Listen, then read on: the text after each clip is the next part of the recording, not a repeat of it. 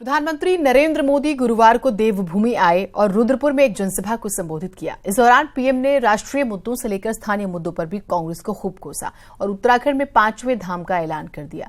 प्रधानमंत्री पहाड़ की नब्ज को पहचानते हुए उन मुद्दों पर खूब गरजे जो पहाड़ को प्रभावित करते हैं। उत्तराखंड भाई बहनों के मेरू सादर नमस्कार। मैं जबले देवभूमि उत्तराखंड में आऊं मैं के यहाँ ये बेर बहुत भलू लागो। रुद्रपुर पहुंचे पीएम मोदी ने कुछ इस तरह अपना संबोधन शुरू किया और शुरुआत में ही लोगों का दिल जीत लिया। पहाड़ी बोली में पीएम ने भाषण शुरू किया और कांग्रेस पर सीधा हमला दाग दिया। पीएम ने राज्य के घोटालों के लिए कांग्रेस को ही जिम्मेदार बताया। याद करिए, घोटालों की वजह से उत्तराखंड की पहचान क्या हो गई थी। कभी राहत के नाम पर घोटाला, कभी आबकारी घोटाला, कभी खनन घोटाला। कांग्रेस के कल्चर ने उत्तराखंड को तबाह कर दिया था। पीएम मोदी राज्य की नब्ज को पहचानते हुए सैनिकों के मुद्दे पर भी खूब बोले और उत्तराखंड को तो सैनिक धाम भी घोषित कर दिया। बद्री केदार मिलाएं तो 4 धाम बनते हैं। मैं इनमें एक 5वां धाम जोड़ता हूं, सैनिक धाम। ये देवभूमि यहां इंडियन मिलिट्री एकेडमी है, राष्ट्रीय इंडियन मिलिट्री कॉलेज है, तो गढ़वाल राइफल्स, कुमाऊं रेजिमेंट और गोरखा राइफल्स के केंद्र भी इसी धरती पे है। प्रधानमंत्री ने इस मौके पर पलायन के लिए भी कांग्रेस को ही जिम्मेदार ठहराया तो केंद्र के साथ साथ राज्य सरकार की उपलब्धियों को भी गिनाया। यही नहीं, मैं भी चौकीदार मुहिम को पीएम यहाँ भी भुनाना नहीं भूले। देश के चौकीदार को आशीर्वाद देने के लिए इतने सारे चौकीदार एक साथ निकल पड़े हैं। भाइयों बहनों, मेरे साथ पूरी ताकत से बोलिए, मैं कहूंगा मैं भी।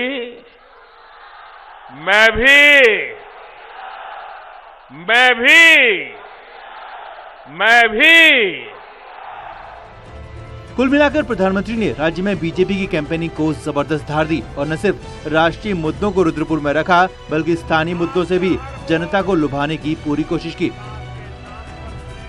रुद्रपुर से न्यूज़ 18 के लिए शैलेंद्र नेगी की रिपोर्ट। प्रधानमंत्री मोदी के रुद्रपुर की विजय शंखनाद महारैली में बोले गए शब्दों से बीजेपी प्रदेश अध्यक्ष और नैनीताल उधम सिंह नगर लोकसभा सीट से प्रत्याशी अजय भट्ट पूरी तरह से फंस गए। भट्ट को अब इस महारैली का आधा खर्च उठाना पड़ सकता है क्योंकि चुनाव आयोग के नए नियम के मुताबिक पार्टी के किसी भी स्टार प्रचारक द्वारा स्थानीय प्रत्याशी का नाम लेने पर उस आयोजन का आधा खर्चा सीधे प्रत्याशी के खाते में जुड़ जाएगा। हालांकि चुनाव आयोग ने अभी तक कोई निर्णय नहीं लिया है, लेकिन देर सवेर भट्ट की मुश्किलें बढ़ना तय है। बल्कि डटने वाले भाजपा प्रदेश अध्यक्ष एवं नैनीताल उधम सिंह नगर से बीजेपी के प्रत्याशी श्री अजय भट्ट जी को दिया आपका हर वोट मोदी को मजबूत करेगा। शैलेंद्र नेगी हमारे साथ हमारे सहयोगी जुड़े हुए हैं। शैलेंद्र, जब हम उत्तराखंड के इतिहास को देखते हैं तो 16 चुनावों, अगर हम ओवरऑल बात करें, जब वो यूपी से जुड़ा हुआ था तभी भी उसके बाद हमेशा जिधर की हवा होती है उधर बहता है। और अगर हम पिछले चुनाव देखें, जब कांग्रेस जीती थी 5 सीटें, उसके बाद बीजेपी। इस बार के मुद्दे की जब हम बात करें, क्योंकि प्रधानमंत्री कल आए हैं, तो जरूरी हो जाता है कि राष्ट्रवाद मुद्दा ज्यादा हावी रहा है। बिल्कुल जीनत, आपने ठीक कहा। उत्तराखंड की चाहे कोई भी चुनाव हो, चाहे वो स्थानीय चुनाव क्यों न हो, लेकिन यहाँ राष्ट्रीय मुद्दे हमेशा से हावी रहे हैं। यानी राष्ट्र में जो चलता है वो हमेशा से यहाँ के चुनावों का मुद्दा होता है, लोग उसी पे डिस्कशन करते हैं और अल्टीमेटली चुनाव भी लगभग उसी के इर्द गिर्द होता है। और ये देखने को भी मिला है, जब देश में राम लहर थी तो बीजेपी ने अच्छी खासी सीटें उस समय जीती, और सिर्फ इसलिए क्योंकि यहाँ पर देश में राम लहर थी। और उसके बाद भी अगर आप देखिए कि अटल बिहारी वाजपेयी के दौर में और उसके बाद भी अब जब 2014 का चुनाव हमने देखा तो उस समय नरेंद्र मोदी की एक लहर थी पूरे देश में, तो उस पांचों की पांचों सीटें उस समय बीजेपी ने जीती थी, उससे पहले कांग्रेस ने 5 सीटें जीती थी। और ये सारी चीजें उत्तराखंड में देखने को मिलती है। लेकिन फिलहाल बीजेपी तो केवल नरेंद्र मोदी के चेहरे पे ही चुनाव लड़ रही है। और कल पीएम ने जब रुद्रपुर में भाषण भी दिया तो उन्होंने कहा कि जो भी प्रत्याशी आपके खड़े हुए हैं उन्होंने अजय भट्ट का नाम भी लिया, और लेकिन बाकी प्रत्याशियों का उन्होंने नाम नहीं लिया कि आप जो भी वोट करेंगे 11 तारीख को, यानी 11 अप्रैल को जो भी आप वोट करेंगे, ईवीएम का बटन दबाएंगे, अगर कमल के फूल का बटन आप दबाते हैं तो उसका मतलब होगा सीधा जो वोट होगा वो नरेंद्र मोदी को मजबूत करने के लिए दिया जाएगा और आपके चौकीदार को मजबूत करने के लिए दिया जाएगा। और बीजेपी की प्रचार की स्ट्रेटजी भी यह है कि वो कहीं से भी बहुत ज्यादा और इश्यूज को टच न करे, केवल और केवल राष्ट्रवाद के मुद्दे को टच करे, और जो केंद्र की अच्छी योजनाएं बीजेपी को लगती हैं उन योजनाओं को लगातार फोकस कर रहे हैं और प्रधानमंत्री का ही चेहरा आगे रखा जा रहा है। ठीक बात है शैलेंद्र, बिल्कुल। और हम देखते हैं कि 12% सैनिक परिवार और उसमें से हम पौड़ी टिहरी अल्मोड़ा का जिक्र करें। एक और जो इंटरेस्टिंग सी बात निकल कर आई वो ये कि खर्चा जो है वो बांटना पड़ जाएगा अजय भट्ट जी को, और नए नियम के मुताबिक तो यहाँ पर तो थोड़े से फंसते नजर आ रहे हैं। क्या है ये पूरा विवाद?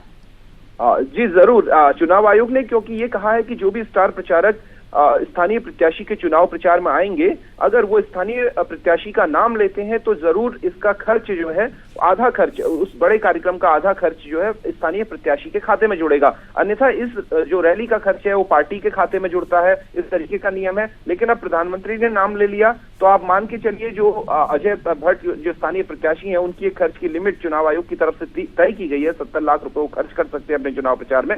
लेकिन इस महारैली को के आयोजन में जिस तरीके का आयोजन किया गया था, इतने लोगों को लाया गया था, लगभग हमें जो सूचना है 300 बसें लगाई गई थी और इतनी ज्यादा कुर्सियां, माइक्स और इतने हाई प्रोफाइल अरेंजमेंट किए गए थे, तो निश्चित तौर पर इस रैली का खर्च कोई छोटा मोटा खर्च नहीं रहा होगा। चुनाव आयोग आज और कल में इसका आकलन जरूर कर लेगा। उन्होंने वीडियो रिकॉर्डिंग पूरे कार्यक्रम की है, तो ऐसे में इस रैली का आधा खर्च बीजेपी प्रत्याशी अजय भट्ट के उसमें जुड़ना तय है। बीजेपी की स्ट्रेटजी जीनत ये थी कि उन्होंने 5 प्रत्याशियों के फोटोज अपने पीछे लगाए हुए थे। उनका ये था कि अगर इस रैली का खर्च जुड़ेगा भी तो 5 प्रत्याशियों में प्रदेश के बराबर बढ़ जाएगा। लेकिन जब प्रधानमंत्री मोदी अपने भाषण खत्म करते जब उन्होंने भाषण खत्म किया तो वो बाकी प्रत्याशियों का नाम लेना भूल गए, उन्होंने केवल और केवल बीजेपी प्रत्याशी अजय भट्ट का नाम लिया। तो ऐसे में लगभग ये मान के चलिए कि बीजेपी प्रत्याशी अजय भट्ट की मुश्किलें बढ़ गई हैं, लेकिन उनको बाकी जो चुनाव खर्चे है वो लगभग उसमें मैनेज करना होगा। अब देखना होगा कि क्या हो सकता है कि इस जो रैली का खर्चा 70 लाख से ऊपर हो जाए और ये रैली ही उनको 70 लाख के आसपास पड़ जाए। तो हालांकि बीजेपी अंदर से कुछ न कुछ उनके जो लोग हैं, लीगल के लोग हैं, जो चुनाव मैनेजमेंट के लोग हैं, वो जरूर कुछ न कुछ तय कर रहे होंगे कि आखिर कितना खर्चा होगा, क्या होगा। लेकिन चुनाव आयोग ने हर चीज की एक लिस्ट तय की हुई है और उस लिस्ट के मुताबिक अगर खर्च ज्यादा होता है तो निश्चित तौर पर इसकी भरपाई अजय भट्ट जी को अपने खाते से करनी होगी। बहुत शुक्रिया आपका शैलेंद्र तमाम जानकारियों के लिए। चुनावी महासंग्राम में शुरू से ही लीड लेकर चल रही भाजपा पर कांग्रेस ने गरीब कार्ड का जो ब्रह्मास्त्र फेंका, उससे भाजपाई खेमे में हलचल मची हुई है। रणनीतिकार ब्रह्मास्त्र की कांट ढूंढने में लगे हुए हैं। प्रधानमंत्री मोदी के रुद्रपुर में दिए गए बयान भी इसी का काउंटर पार्ट था। दिए, वोट लिए और फिर भूल गए। 4 पीढ़ी पहले गरीबी हटाने का जो वादा कांग्रेस ने किया था, वही वादा इस चुनाव में भी दोहरा रहे हैं। ये कांग्रेस के झूठ का, कांग्रेस की सोच का, उसकी असफलता का सबसे बड़ा सबूत है। ये संबोधन पीएम मोदी ने रुद्रपुर की रैली में किया, क्योंकि बीजेपी को अचानक अपनी कैंपेनिंग बदलनी पड़ी है। सियासी संग्राम में कूदने से पहले बीजेपी ने अटल आयुष्मान योजना, प्रधानमंत्री श्रमयोगी मानधन योजना, किसान सम्मान निधि जैसे टूल से अपनी किलेबंदी को मजबूत करने की रणनीति बनाई। इस बीच अचानक हुई एयर स्ट्राइक ने राष्ट्रवाद की जो लहर प्रसारित की, उसने बीजेपी के दुर्ग को अभेद बना दिया। लेकिन असहाय से नजर आ रही कांग्रेस ने 72,000 रुपए सालाना की न्यूनतम आय गारंटी का जो ब्रह्मास्त्र फेंका, उसने सत्ता पक्ष के खेमे में खलबली मचा दी। इस योजना के अंतर्गत लगभग 5 करोड़ परिवार आएंगे, जिनको पूरे साल में 72,000 रुपए की अनुदान के रूप में उनको दिया जाएगा। अब केंद्र से लेकर राज्य तक बीजेपी विपक्ष के इस ब्रह्मास्त्र को न्यूट्रल करने में जुट गई है। ऐसे में पहला शस्त्र राष्ट्रवाद है। पीएम का उत्तराखंड को सैनिक धाम कहना इसी रणनीति का हिस्सा है और दूसरा 55 साल बनाम 5 साल की लड़ाई को भी धार दी जा रही है। तो हमारा उनको सवाल है, देश में 55 साल राज करने वाले कांग्रेस को इसके पहले किसने रोका था? 1971 के चुनाव में इंदिरा जी ने गरीबी हटाओ का नारा दिया और आज राहुल गांधी जी भी गरीबी हटाओ का नारा देकर चुनाव लड़ रहे हैं। संग्राम जारी है, बाणों की बौछार भी। युद्ध स्थलों का उड़न खटोलों से भी जायजा लिया जा रहा है। युद्ध समाप्ति की घोषणा तक कौन कितनी स्ट्राइक कर पाता है, ये देखना दिलचस्प होगा। देहरादून से न्यूज़ 18 के लिए सुनील नवप्रभात की रिपोर्ट। प्रधानमंत्री मोदी ने रुद्रपुर में विजय शंखनाद महारैली के मंच से सेना का खूब गुणगान किया, लेकिन प्रदेश में कभी पार्टी के सेना नायक रहे जनरल बीसी खंडूड़ी को पार्टी ने यहां पूरी तरह से भुला दिया। कभी पार्टी की पहचान रहे खंडूड़ी को मोदी के मंच पर तस्वीरों में भी जगह नहीं मिली। गढ़वाल से सांसद भुवन चंद्र खंडूरी इस बार चुनाव नहीं लड़ रहे हैं और उनके बेटे मनीष खंडूरी कांग्रेस के टिकट पर चुनाव में खड़े हैं। अब इस बीच पीएम मोदी उत्तराखंड आए और रुद्रपुर में रैली की, तो मंच से उत्तराखंड को सैन्य धाम तो घोषित कर दिया, लेकिन कभी राज्य में बीजेपी के सेनानायक रहे खंडूरी को पार्टी ने पूरी तरह भुला दिया। शायद यही वजह है कि मोदी के मंच पर खंडूरी की फोटो भी गायब दिखी। मंच पर 5 प्रत्याशियों समेत कई और बड़े नेताओं की फोटो लगी थी, लेकिन खंडूरी की फोटो न होना साफ जताता है कि खंडूरी अब बीजेपी के लिए जरूरी नहीं है।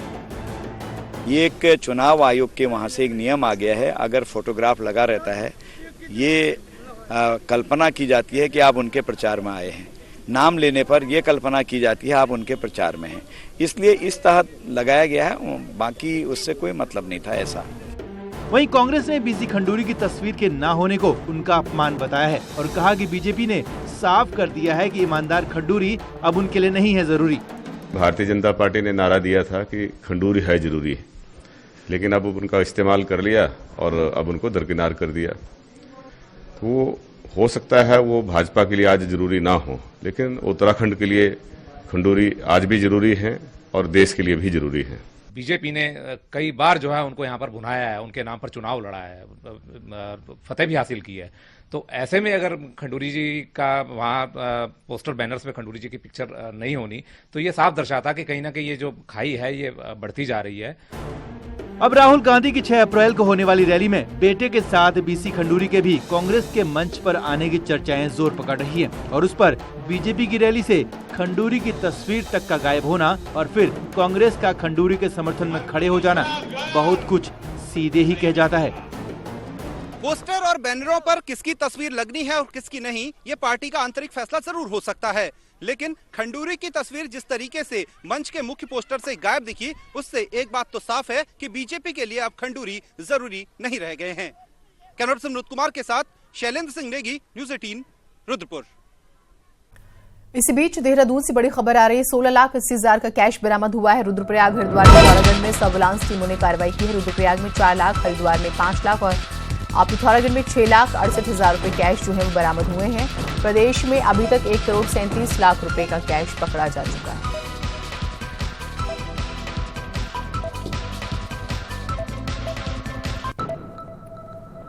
खबर जम्मू कश्मीर से। बड़गाम में आतंकियों से भीषण मुठभेड़ में जैश के 2 आतंकियों को ढेर किया गया है। आतंकियों से मुठभेड़ में सेना के 5 जवान जख्मी हुए हैं। आतंकियों के पास अमेरिका में बनी M4 स्नाइपर राइफल मिली है।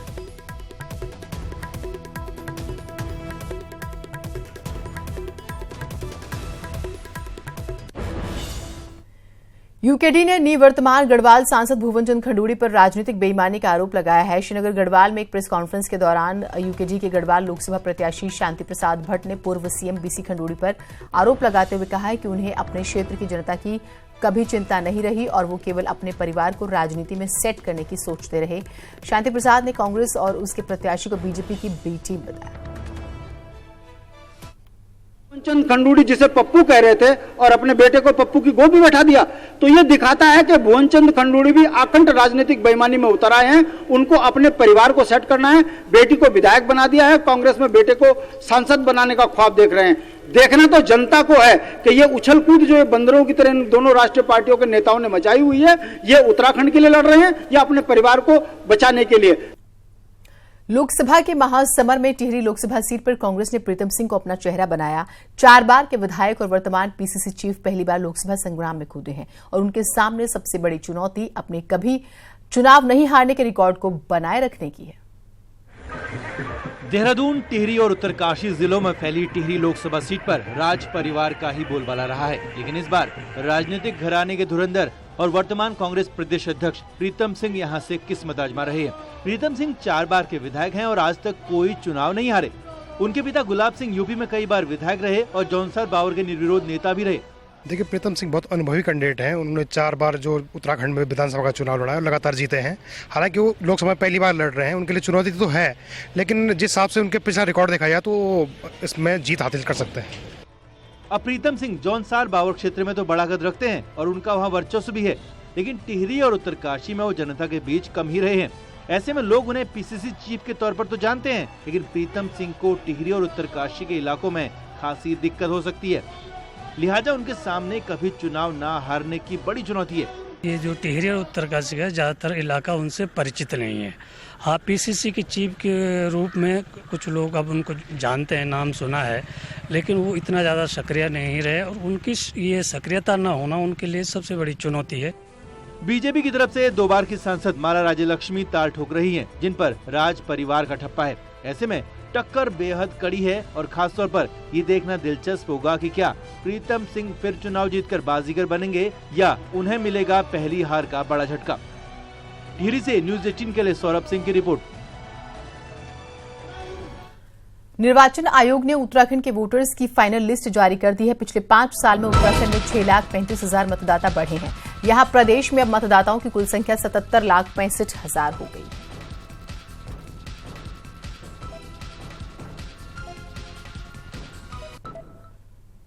अल्मोड़ा संसदीय सीट से कल कांग्रेस के बागी प्रत्याशी सज्जन लाल टम्टा ने अपना नाम वापस ले लिया। सज्जन ने अपने प्रस्ताव को कलेक्ट्रेट भेजकर नाम वापसी के लिए प्रार्थना पत्र दिया। अब अल्मोड़ा लोकसभा सीट के लिए बीजेपी, कांग्रेस, पीएसपी, यूकेडी के प्रत्याशी चुनावी मैदान में हैं। तक हमारे 7 अभ्यर्थी यहाँ पे फील्ड में थे और आज सज्जन लाल टम्टा जी द्वारा नाम वापस लिया गया है। तो अब हमारे पास 6 अभ्यर्थी रह गए, जिसमें 3 नेशनलाइज्ड पार्टी के और 3 रजिस्टर्ड पार्टीज के हैं। एक भी निर्दलीय प्रत्याशी यहाँ पे मौजूद नहीं है। लोकसभा उम्मीदवार हरीश रावत को आचार संहिता उल्लंघन का नोटिस जारी किया गया है। आरोप है कि जोलीकोट में उन्होंने चुनावी सभा की, लेकिन इसके लिए इजाजत नहीं ली। चुनाव आयोग ने 2 दिन में जवाब देने को कहा है।